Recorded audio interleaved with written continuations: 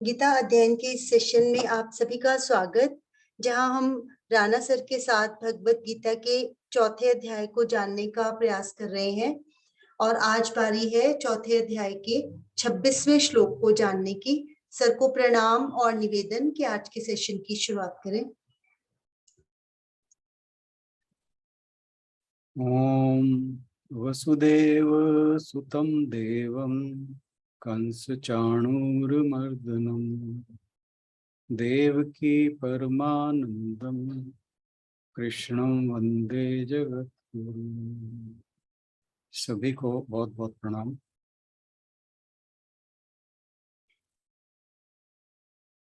हम गीता जी के चौथे अध्याय पर चर्चा कर रहे हैं और अब तक हम श्लोक नंबर 25 तक चर्चा कर चुके हैं।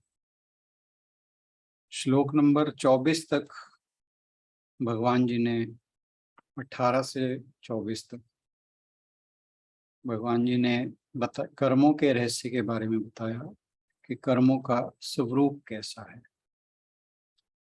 और फिर 24वें अध्याय में 24वें श्लोक में बताया कि मनुष्य जो ज्ञानी है, जिसमें वो सब गुण है जो भगवान जी ने 18 से लेकर 23वें श्लोक तक बताए कि ऐसा व्यक्ति, ऐसा ज्ञानी या योगी अपने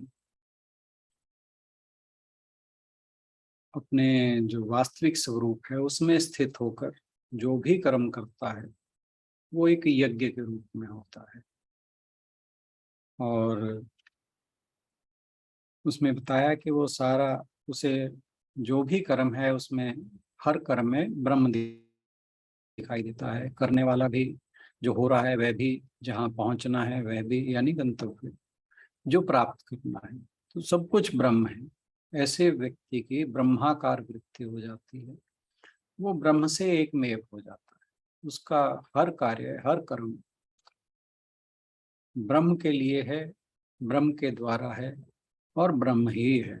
इसलिए उसका कोई भी कर्म उसके लिए बंधन का कारण नहीं बनता। इसके बाद हमने किया था श्लोक नंबर 25। श्लोक नंबर 25 में भगवान जी ने बताया, 25वें से श्लोक से भगवान जी अलग अलग प्रकार के यज्ञों के बारे में बताते हैं। और ये ध्यान रखना चाहिए कि ये जो यज्ञ यहाँ बताए जा रहे हैं वे जो हम नॉर्मल वैदिक यज्ञ की बात करते हैं वो यज्ञ नहीं है।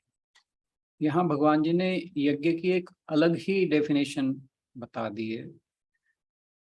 आपको ध्यान होगा, तीसरे अध्याय में हमने पढ़ा था कि जो सृष्टि का चक्र है वो एक यज्ञ के रूप में चलता है और हर व्यक्ति, हर प्रकृति का अंग उसमें एक सहभागी है। और जो उस चक्र में अवरोध पैदा करता है उसे उस चक्र से बाहर होना पड़ता है। यानी जो उसमें कहा था भगवान जी ने कि वो पाप खाता है, उसके जो कर्म है वो पाप युक्त होते हैं और बंधन का कारण बनते हैं। ये सारी बातें वहाँ बताई थी। तो यहाँ पर भी भगवान जी उसी बात को थोड़ा और एक्सटेंड कर रहे हैं और व्यापक रूप से बता रहे हैं कि हम जो कुछ भी करें वो ऐसा कैसे हो कि वो यज्ञ के रूप में हो जाए। तो 25वें श्लोक से ये बात शुरू की है उन्होंने और आज हम अगले श्लोक यानी 26 पर बात करेंगे, जिसमें फिर और कुछ प्रकार के यज्ञों का वर्णन भगवान जी ने किया है। और इससे पहले कि हम इस पर चर्चा करें, आशु बहन से अनुरोध के श्लोक को पढ़ते हैं। जी सर। श्रोत्रादीनिन्द्रियाण्यन्ये संयमाग्निषु जुह्वति शब्दादीन् विषयान्यन्य इंद्रियाग्निषु जुह्वति। अग्नि आदिनि, श्रोत्र आदिनि श्रोत्र आदि इंद्रियाणि इंद्रियां अन्ये अन्य संयम संयम की अग्निशु अग्नि में जुहवती अर्पित करते हैं। शब्द आदि विषयान इंद्रिय तृप्ति के विषयों को अन्य दूसरे इंद्रियों को अग्निशु अग्नि में जुहवती यजन करते हैं। इनमें से कुछ श्रवण आदि क्रियाओं तथा इंद्रियों को मन के नियंत्रण रूपी अग्नि में स्वाहा कर देते हैं, तो दूसरे लोग इंद्रिय विषयों को इंद्रियों की अग्नि में स्वाहा कर देते हैं। यहाँ पर भगवान जी ने इस श्लोक में दो और यज्ञों के बारे में बताया है, और ये जो दो यज्ञ बताए हैं ये दोनों आपस में एकदम विपरीत हैं। एक में बताया है कि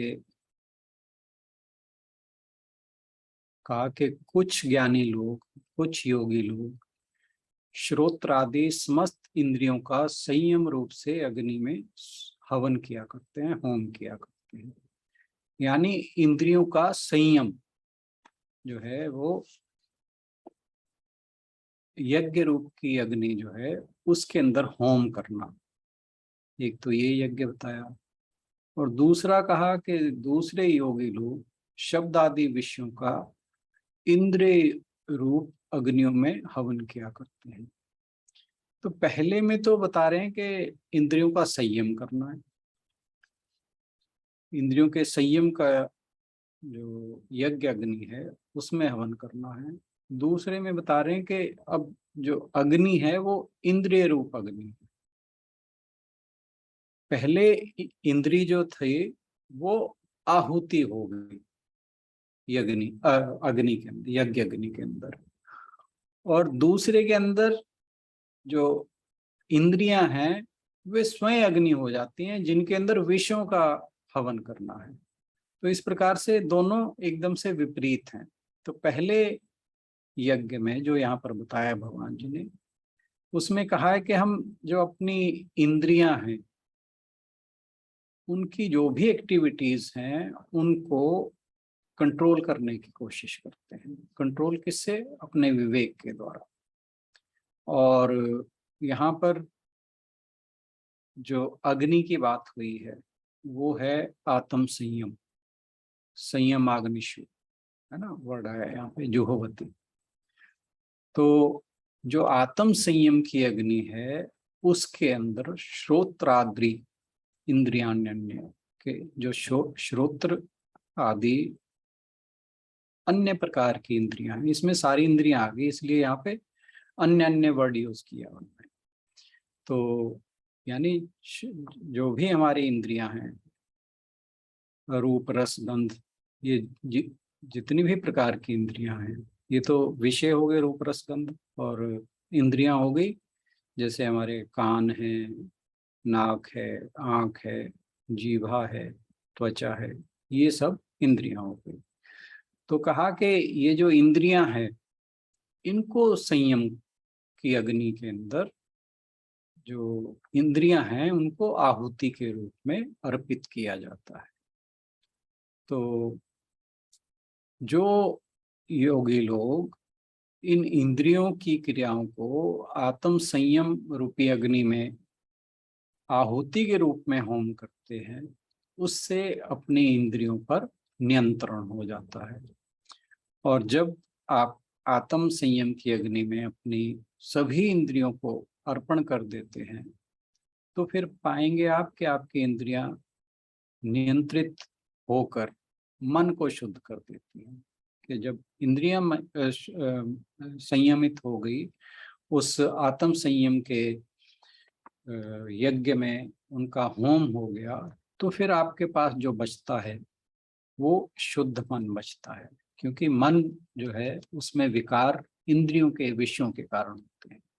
जब हमने इंद्रियों को ही अपने संयम के अग्नि में होम कर दिया तो फिर हमारे लिए जो बचता है वो एक शुद्ध मन बच जाता है।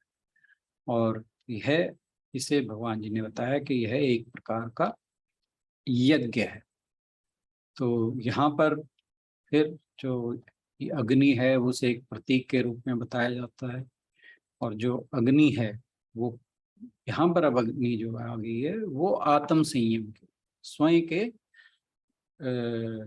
डिसिप्लिन की।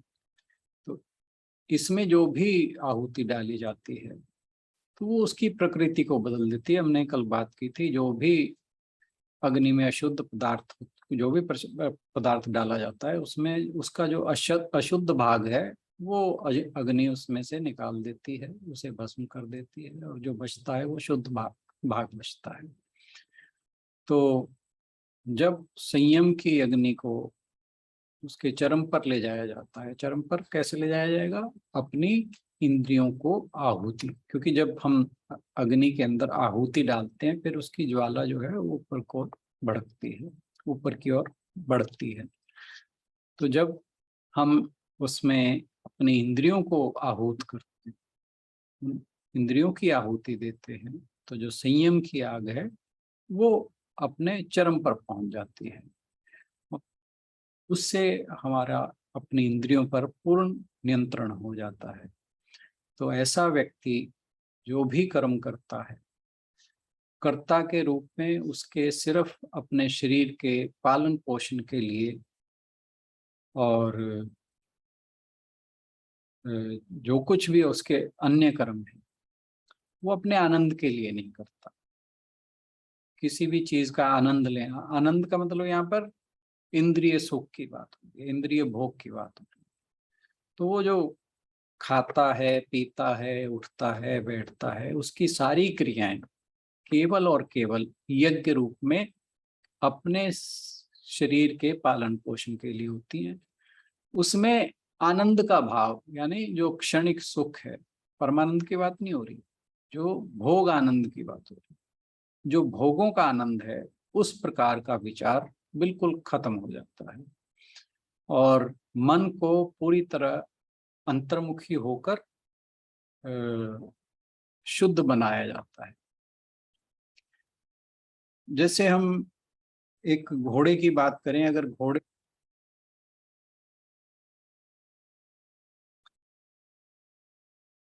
घोड़े को लगाम ना लगाई जाए तो वो अपनी चंचलता के चलते अपने सवार को गिरा देता है।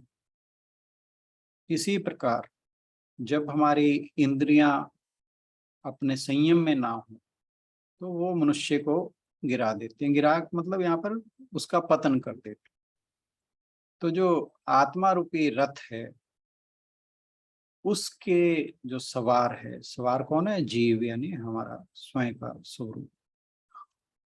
उसके लिए संयम का होना बहुत जरूरी है, ताकि वो जो रथ है वो सही दिशा में जाए और जो लक्ष्य है उस लक्ष्य को प्राप्त करे। क्योंकि इंद्रियों का स्वभाव है कि हम जितना इन्हें संतुष्ट करते जाते हैं उतनी इनकी मांग बढ़ती चली जाती है, और यह जो एक्टिविटी है वो एंडलेस, इसका कोई अंत नहीं। जितना हम, जैसे हम बात करते हैं कि जितना अग्नि में घी डालते जाएं, जैसे अग्नि में घी डालते जाएं, वैसे ही प्रकृति कुछ इंद्रियों की है कि जितना हम इन इंद्रियों को संतुष्ट करते जाते हैं वैसे ही इनकी जो आग है वो बढ़ती चली जाती है। तो इसलिए अपनी आंतरिक शांति को अनुभव करने के लिए आवश्यक है कि हम अपनी इंद्रियों को संयम में रखें, आत्म नियंत्रण में रखें। और यहाँ पर जो बताया गया है कि इंद्रियों को संयम की आग में डालना, होम करना, उसका मतलब है कि जो हमारे व्यवहार हैं संसार में वो संयमित हों, वो बेलगाम ना हो। हम अपने व्यवहार में अपने जो कर्म इंद्रियां, ज्ञान इंद्रियां हैं, वो अपने स्वेच्छा से ना इधर उधर भागे, वो हमारे नियंत्रण में चले। क्योंकि जो संसार है उसके अंदर अच्छे और बुरे दोनों तरह के अनुभव हमें देखने को मिलते हैं, और हमारी इंद्रियां इन सभी जो अनुभव हैं उनको महसूस करती हैं। और अगर हम सजग ना हो तो जितने भी क्या नाम है नकारात्मक प्रभाव हैं संसार के, जो संसार के हमने बात किया कि अच्छे बुरे सभी प्रकार के अनुभव होते हैं हमें, तो अगर हमारे सजगता ना हो, हम अवेयर ना हो, तो इंद्रियों के थ्रू जो नेगेटिव हमारे एक्सपीरियंसेस हैं वो हमारे अंतःकरण में हावी हो जाते हैं और उससे हमारा जो व्यवहार है वो नेगेटिव हो जाता है और कुछ लोग डिप्रेशन में भी चले जाते हैं या कुछ क्रिमिनल एक्टिविटी में चले जाते हैं। तो कहने का भाव है कि अगर हम अपनी इंद्रियों को लेकर सजग ना रहें तो जो संसार के अनुभव हैं वो हमें नकारात्मकता की ओर ले जाएंगे और उस नकारात्मकता को दूर करने के लिए हमें पूरा जीवन प्रयास करना पड़ता है। तो ये जो हमारी डिफरेंट एक्टिविटीज हैं दिन भर की, जैसे खाना, सुनना, कुछ भी करना, ये सारे के सारे जितने भी एक्टिविटीज हैं, अगर हम इनके अंदर अपने डिस्क्रिमिनेशन का यूज करें, अपने विवेक का यूज करें, तो ये एक यज्ञ के रूप में हो सकता है और इसी को इंद्रियों का संयम कहा जाता है। और इंद्रियों का ये जो संयम है, आपको अगर ध्यान होगा जब हम पतंजलि योग सूत्र के बारे में बात कर रहे थे तो इंद्रियों के इस संयम को वहां प्रत्याहार कहा था। उसमें 8 अंग थे, यम, नियम, आसन, प्राणायाम और फिर था प्रत्याहार, आपको ध्यान, ठीक है ना। और योग दर्शन में जो धारणा, इसके बाद के थे धारणा, ध्यान और समाधि। इन तीनों के योग को संयम कहा जाता है। जब हम अपने चित्त को सभी विषयों से हटाकर एक पर्टिकुलर लक्ष्य के ऊपर स्थिर करते हैं, उसे धारणा कहा जाता है। और जब धारणा के बाद चित्त की वृत्तियों का प्रवाह, यानी जो माइंड है वो इधर उधर ना भागे, उसे एक स्थान पर लगाना, तो एक निश्चित ध्येय के अंदर, लक्ष्य के अंदर लगाना, तो धारणा के बाद फिर उसे ध्यान कहा जाता है। और ध्यान करते करते जो लक्ष्य है उसके साथ एकमेव हो जाने को समाधि। तो जो ध्यान, धारणा, ध्यान और समाधि के द्वारा आत्म संयम की अग्नि प्रकट होती है, उसमें अपनी हर इंद्रिय को आहूत कर देना ही संयम यज्ञ है, या क्या नाम है, जो आत्म संयम की बात हो रही थी, तो वही एक यज्ञ है। संयम, जब हमारा आत्म संयम होता है कि हमारे जो भी कर्म हैं वो परफेक्ट हो जाते हैं, 100% देते हैं, हम अपना जो भी कर्म करते हैं उसमें अपना 100% देते हैं। वो तभी पॉसिबल है जब हमें आत्म संयम हो, हमारा अपनी इंद्रियों पर नियंत्रण।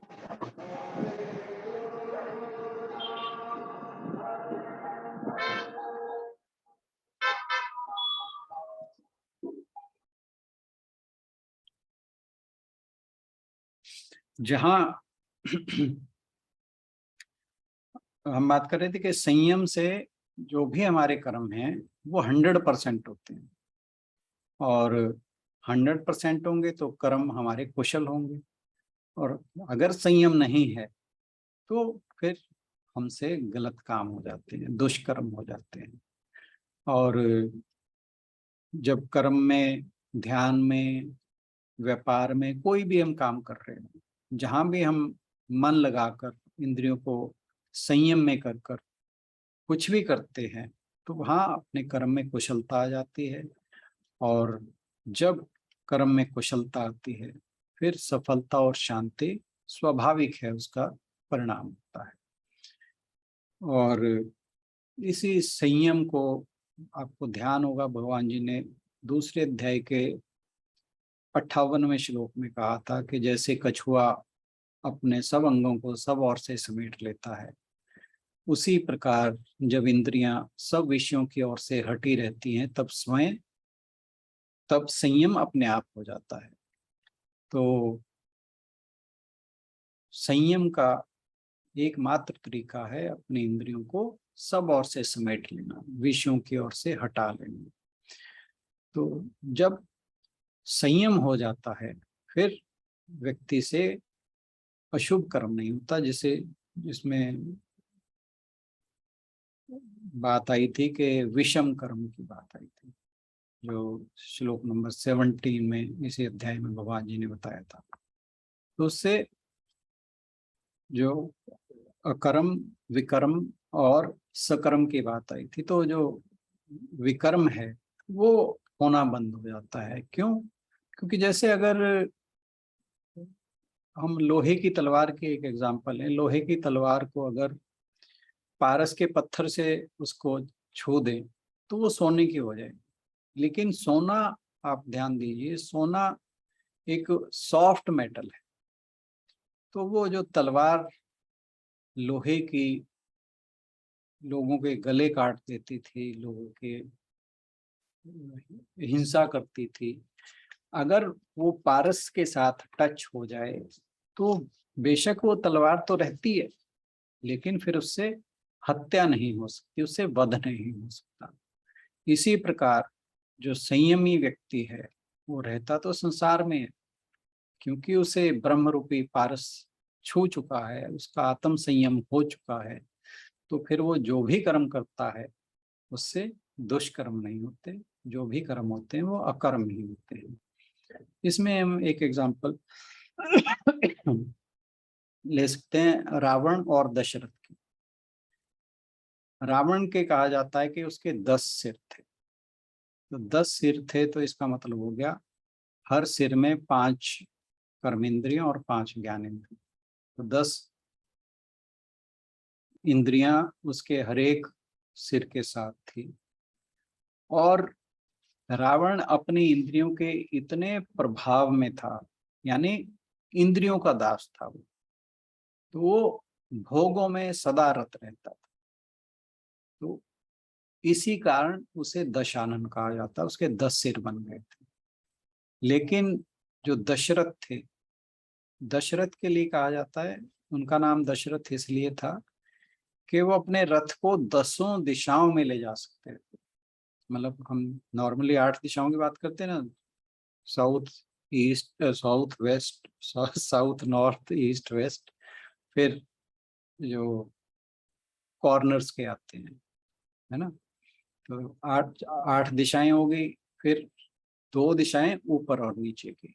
तो कहते हैं कि जो दशरथ, वो अपने रथ को 10 दिशाओं में ले जाने की उनकी क्षमता थी।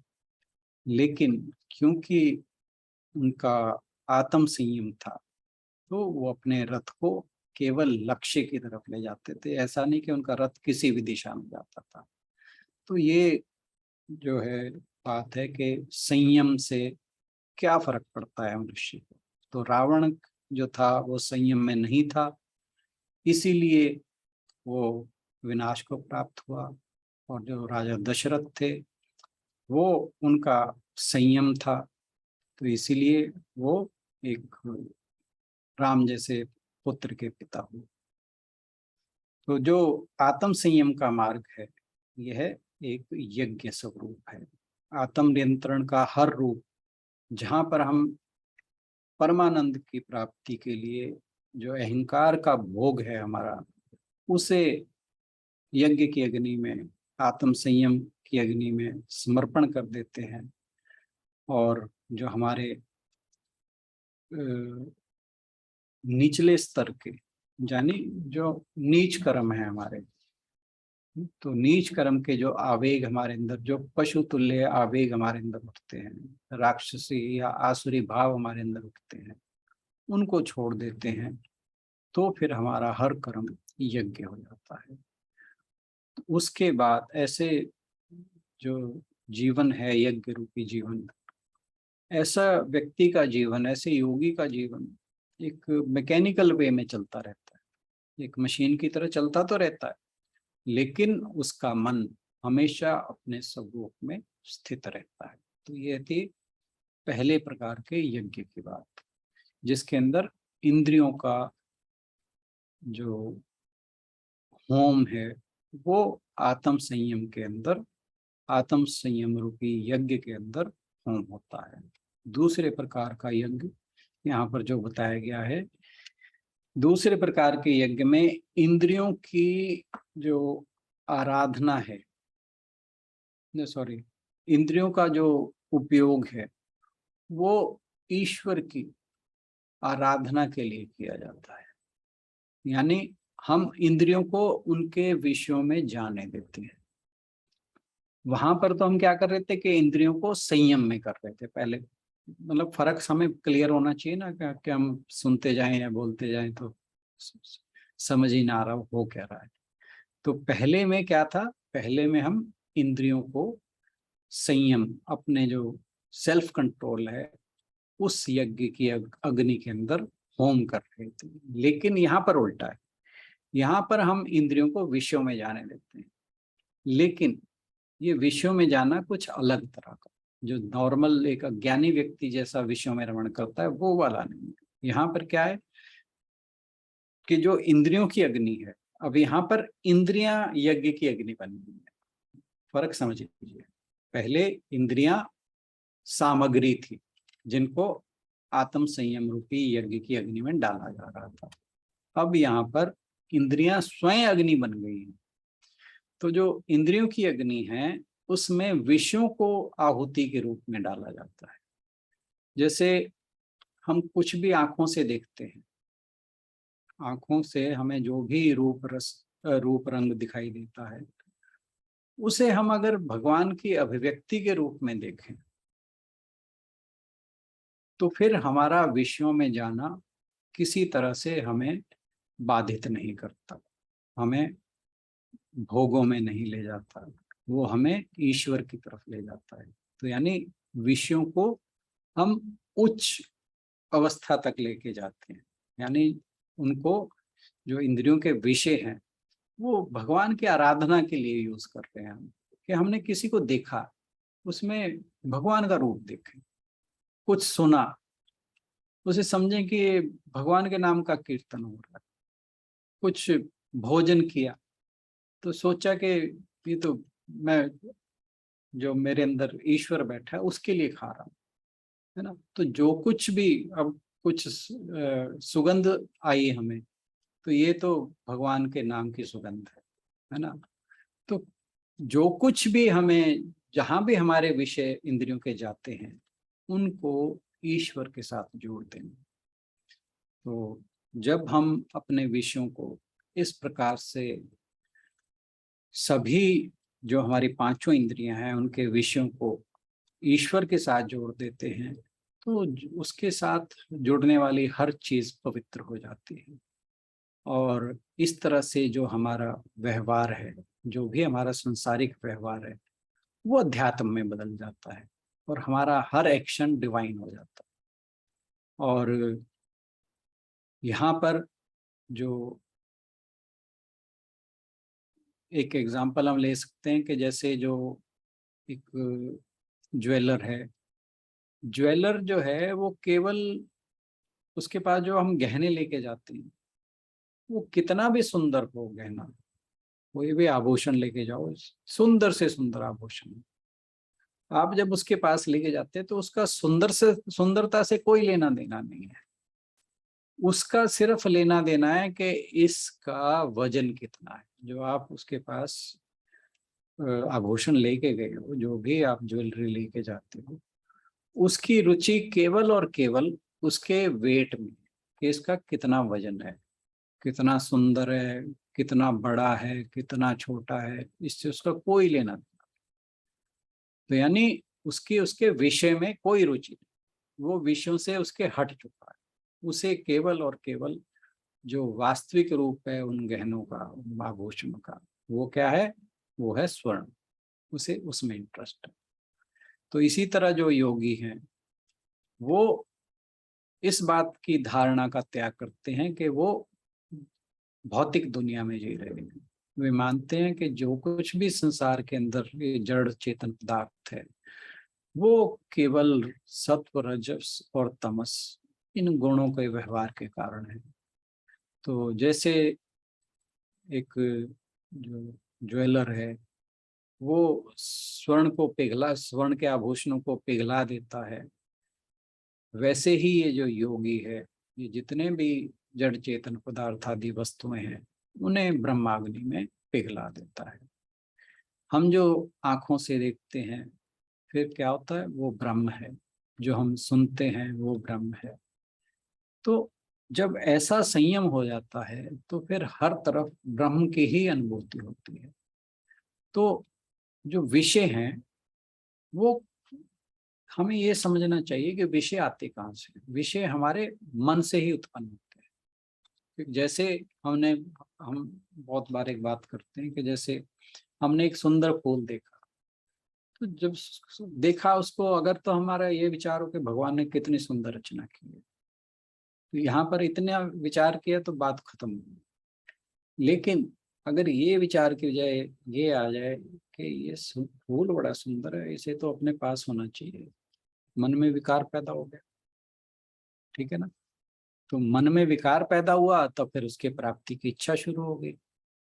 तो इसका मतलब क्या हुआ कि जो विषय हैं वो कहीं बाहर की वस्तुओं में नहीं है, वो हमारे मन के अंदर है।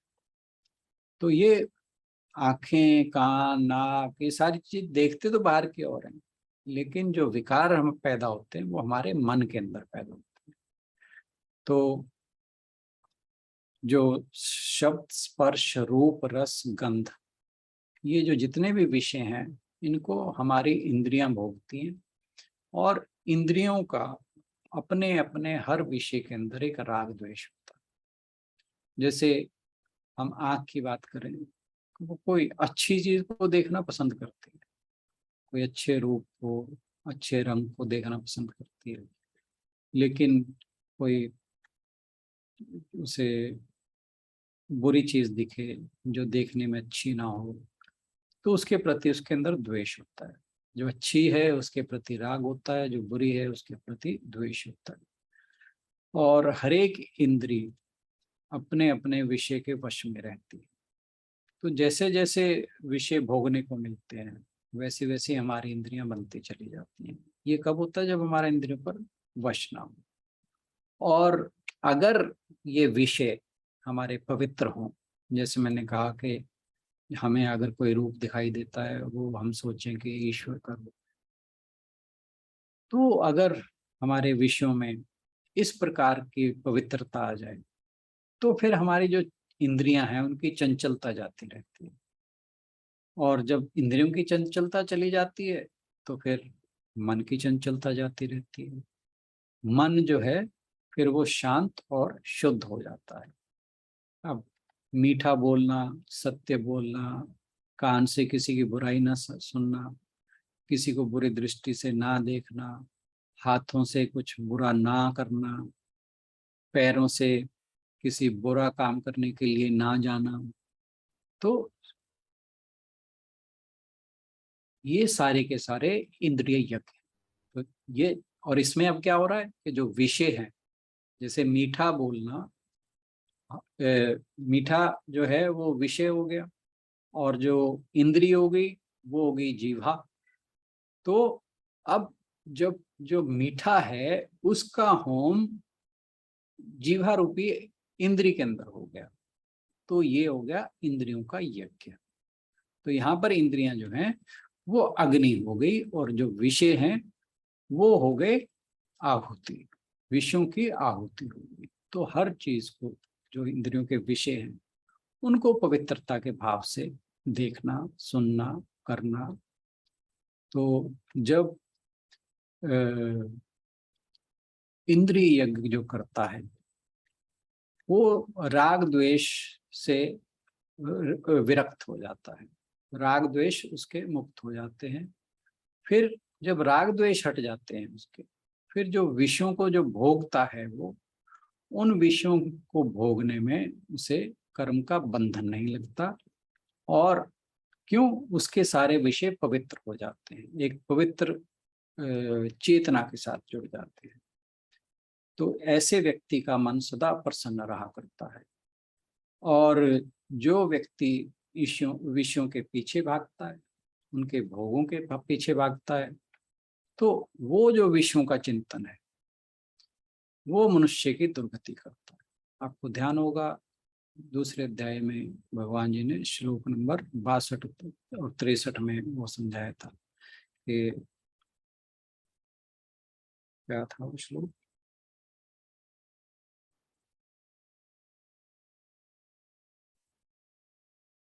ध्यान नहीं आ रहा मुझे, विषयान पुंसा की बात ध्यायते विषयान पुंसा संगस्तेषु जायते। हाँ जी, ध्यायत विषयान, बिल्कुल। तो जो मनुष्य विषयों का चिंतन करता है तो फिर वो विषय मनुष्य के पतन की ओर ले जाते हैं, और जो संयम यज्ञ करता है वो कभी पाप के मार्ग पर नहीं चलता। और जो व्यक्ति इंद्रियों का संयम करता है उस मनुष्य के मन से विकार निकल जाते हैं, विकार नहीं रहते, वो निर्विकारी होकर ब्रह्म में स्थित हो जाता है।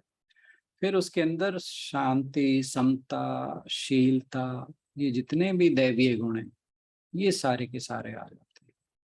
तो यहाँ पर जो दो तरीके बताए गए हैं यज्ञ के, इनमें से एक तो नेगेटिव है।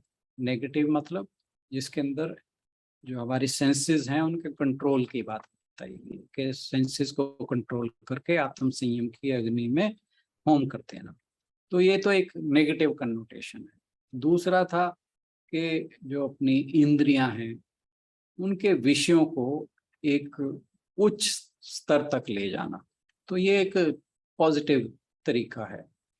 हालांकि ये दोनों ऑपोजिट हैं। ऑपोजिट कैसे हैं कि एक के अंदर, एक में इंद्रियों को आत्म संयम की अग्नि में होम किया जा रहा है, दूसरे में जो विषय हैं इंद्रियों के विषय उन्हें उच्च लक्ष्य की ओर ले जाया जा रहा है। तो ये दोनों हैं तो आपस में उल्टे, लेकिन दोनों का उद्देश्य एक ही है। वो क्या है कि अपने मन की शुद्धि करना। आत्म संयम से भी मन की शुद्धि होती है, और जो इंद्रियों के विषय हैं उन्हें उच्च लक्ष्य के साथ जोड़ देना, उन्हें अपने स्वरूप के साथ जोड़ देना, शुद्ध चैतन्य के साथ जोड़ देना, उससे भी मन की शुद्धि होती है। तो इस प्रकार यहाँ पर दो प्रकार के यज्ञ भगवान जी ने बताए, और इसके अलावा जो आगे श्लोक हैं उनमें और प्रकार के यज्ञ बताए जाएंगे। आज के लिए इतना ही। आप सबका बहुत बहुत धन्यवाद। सर आपने एक जो अभी हमें वो एक बताया ना, तलवार, गोल्ड की तलवार बन, पारस को टच करके गोल्ड की बन जाती है, वो आपने किस रेफरेंस में बताया? कि जो क्या नाम है, अरे जो लोहे की तलवार है, हाँ जी, उससे बुरा कर्म हो सकता है, उससे किसी का वध किया जा सकता है, लेकिन जब वो पारस के साथ टच कर दो उसको, तो रहती तो फिर हाँ भी जी, वो तलवार है, लेकिन क्योंकि जो सोना है वो एक सॉफ्ट हाँ मेटल जी, है, फिर वो किसी का वध नहीं कर सकता। ठीक है, ठीक ठीक। और वो जो रावण के 10 सिर हैं आपने बताया, तो वो हम्म। मतलब उसकी उतनी इंद्रियां हो गई, हाँ, उतने और विषय हो गए जिनमें वो इतने अपने आप उतने को उसको लगा लिया उसने, बिल्कुल उतने ही इसलिए भोगों फिर में वो। वो ज्यादा भोगों में चलता गया। हाँ जी, अच्छा, एक आपने अभी बताया था धारणा, हाँ जी धारणा, ध्यान और समाधि। जी जी, धारणा का क्या बताया था? कि जो इंद्रियों के संयम है वो किसी एक चीज पे एकाग्र करना, इंद्रियों को विषयों से हटाकर एक चीज पे एकाग्र करना, उसे धारणा कहा जाता है। ठीक, ठीक है सर, ठीक। ध्यान, ध्यान क्या होता है? देखो इनमें बड़ा सटल डिफरेंस है इन चारों में, प्रत्याहार, धारणा, ध्यान और समाधि। एक बार मैं रिपीट कर देता हूँ, वैसे तो इसमें हमने किया था पतंजलि योग सूत्र में जब किया हाँ था, जी सर, हाँ जी, हाँ जी, अष्टांग योग जब किया था हमने। तो प्रत्याहार है कि इंद्रियों को विषयों से हटाना। हाँ फिर आ जी, जाओ धारणा पे। धारणा का मतलब हाँ है जी, उसे एक तरफ लगाना, विषयों से हटा दिया फिर उसे किसी एक लक्ष्य के ऊपर लगा देना।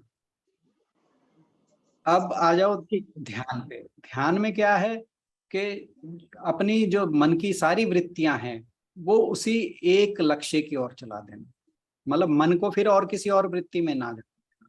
तो ये ध्यान हो गया। अब आ जाओ समाधि।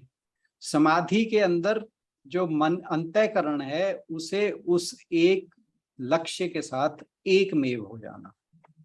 बस ये बड़े सटल डिफरेंस है चारों में। ठीक है सर, ठीक ठीक।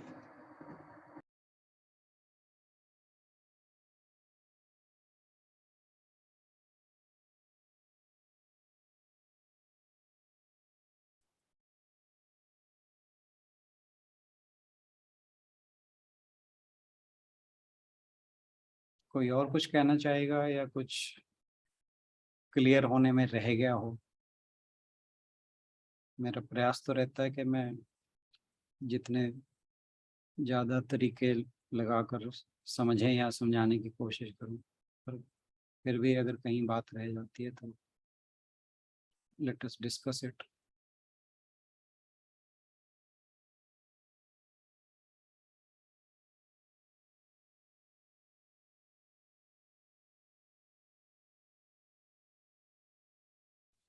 चलिए करें जी समापन फिर। ओम पूर्णमदः पूर्णमिदं पूर्णात् पूर्णमुदच्यते पूर्णस्य पूर्णमादाय पूर्णमेवावशिष्यते। ओम शांति शांति शांति। हरिओम। सभी को बहुत बहुत प्रणाम और इस चर्चा में जुड़ने के लिए बहुत बहुत धन्यवाद। Thank you everybody.